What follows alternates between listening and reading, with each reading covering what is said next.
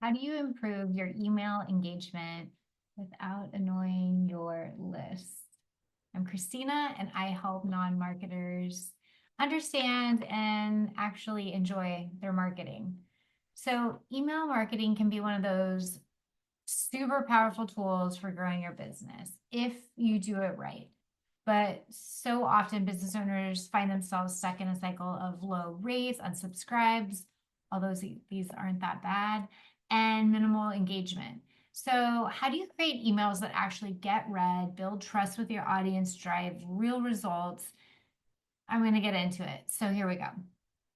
Number one is treat your emails like a personal conversation because it is a pretty intimate space. We have this direct contact to someone, and you want to approach it as though you're messaging a friend or a mentor or a colleague.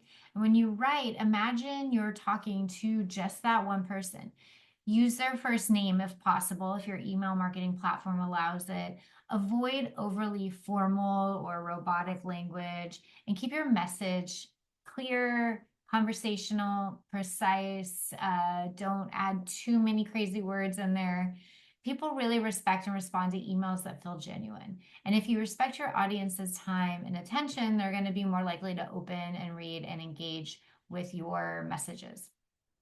So, a quick tip that sometimes I do, and this might sound a little weird, but before hitting that send, read your email out loud. Does it sound like how you might talk to a friend or a colleague? If not, maybe there is some more tweaking to be done to make it a little more natural and approachable. Number two, be consistent, but not too overwhelming. So consistency builds trust. If you're in their inbox over and over each week, each month, each 2 weeks, whatever it might be, it builds that trust, that know, like, and trust. But if your audience only hears from you sporadically, they're likely to forget who you are or might lead to unsubscribes when they do finally receive an email because they're like, "Oop, I don't know this person, unsubscribe." At the same time, sending too many emails too fast, especially if they're overly salesy, can drive people away. Just put yourself in your audience's shoes.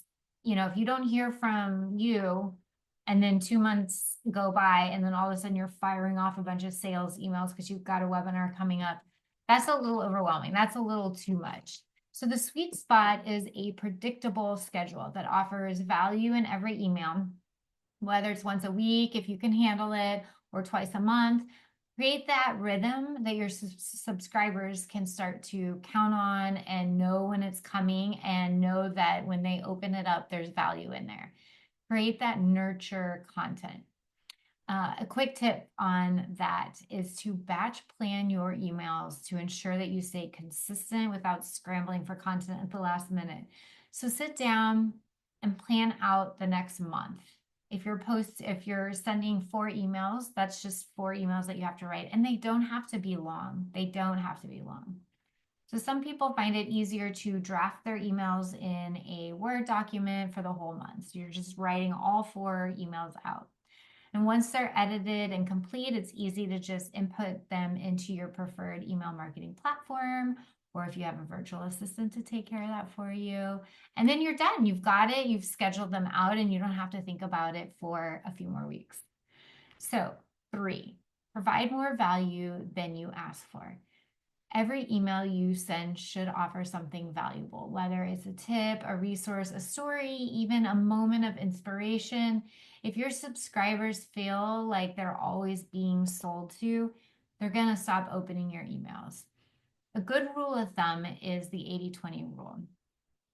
80% is value-based content, education, inspirational, entertainment, storytelling, tips, resources, ... 20% is promotional content. So it's your offer, your product, a call to action. When you're consistently providing that value, heavy value, your audience will naturally be more receptive to opening up your content.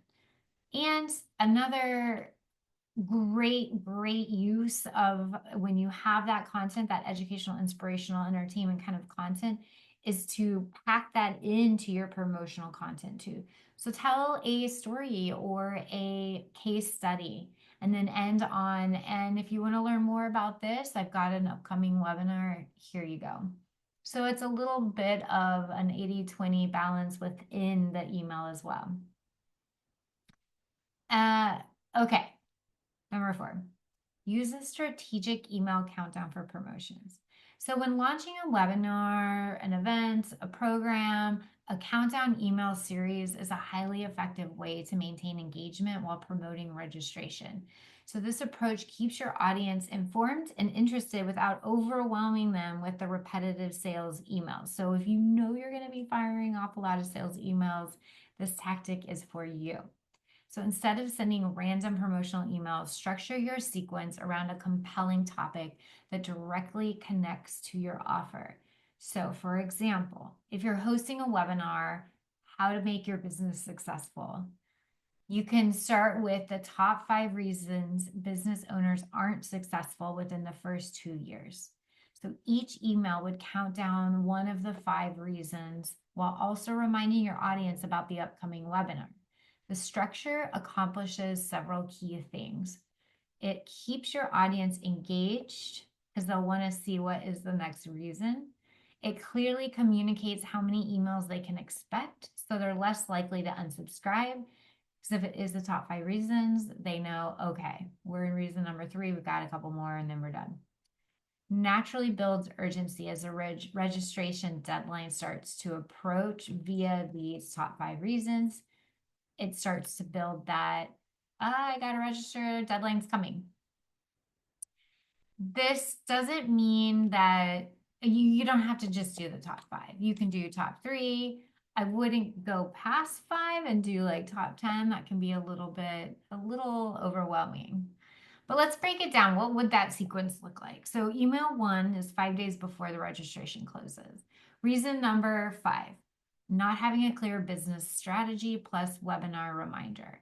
So here we're talking about the reason, and then we're dropping in the webinar reminder. Here's the link. Email number 2 is 4 days before registration closes. And so you say reason number 4 for financial planning plus the webinar reminder. This all funnels to this webinar, which is how to make your business successful. And then number 3, 3 days before the registration closes, lack of marketing and visibility, webinar reminder. Number 4, 2 days before the registration, failure to build a support network, webinar reminder. 5, email number 5, it's the final day and it's inconsistent action and execution, plus final webinar push. Now, I would argue you could probably do one final last email that says, this is it, registration is closing in 2 hours. Sign up here. So by clearly outlining that structure from the start, you're setting those expectations for your audience. If they're not interested, they know the emails are going to end soon, which reduces the likelihood of unsubscribers.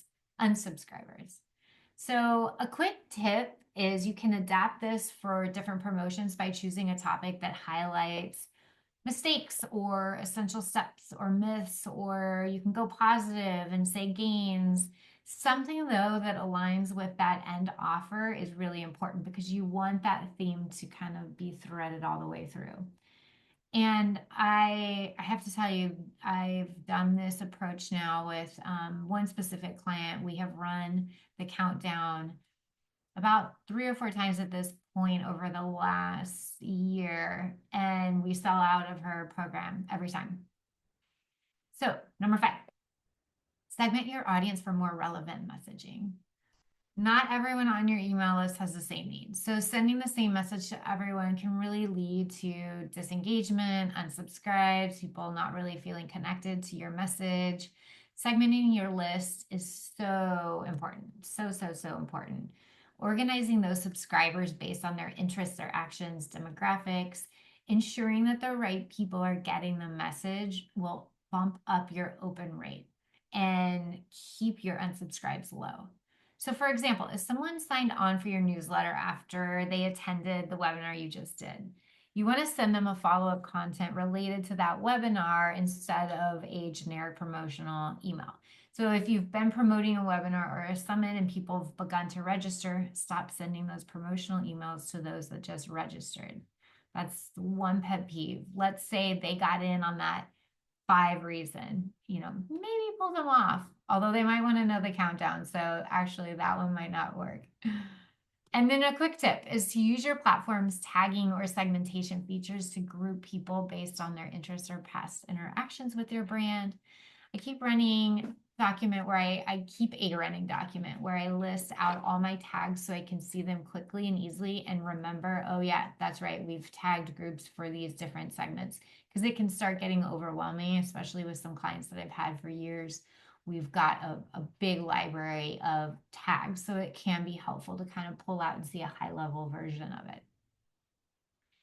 So final thoughts is really respecting your audience and they'll respect you back. And one thing I want to note is unsubscribes are not bad. They're actually a really good positive thing, because if someone's not unsubscribing, but they're just deleting your email every week, every month, it looks like your list is not really active and not opening up your emails. But if those unsubscribes can clear themselves out, then that sort of dead weight goes away and your inbox or your analytics goes up and it looks like more people are opening it. So just kind of they self-clean themselves out, and that's great. So don't be sad if you send an email and you get a couple unsubscribes. It's okay. So if you need any more marketing support, I've got this awesome group marketing program that I run twice a month for 1 hour, and it's only $67 for the whole month. And it's ongoing. Registration is whenever you want to pop in and get marketing support. So it's twice a month, and it's first Thursday and second or third Thursday of the month. The first Thursday is all open Q&A. So you ask your burning marketing questions, get personalized advice and marketing coaching in real time, and hear what other entrepreneurs are working through and meet other entrepreneurs. And then the third Thursday is all about tips, strategies. You'll receive templates, whatever it might be, where it's a little more of a deep dive, and I'm going to teach you tactics, things that are relevant that are happening. And then I do still leave time for that Q&A. It really is so helpful to keep you consistent and accountable with your marketing. So if you're struggling, or if you just really don't know what the next steps are, this group marketing program is for you. Can't wait to see you in there.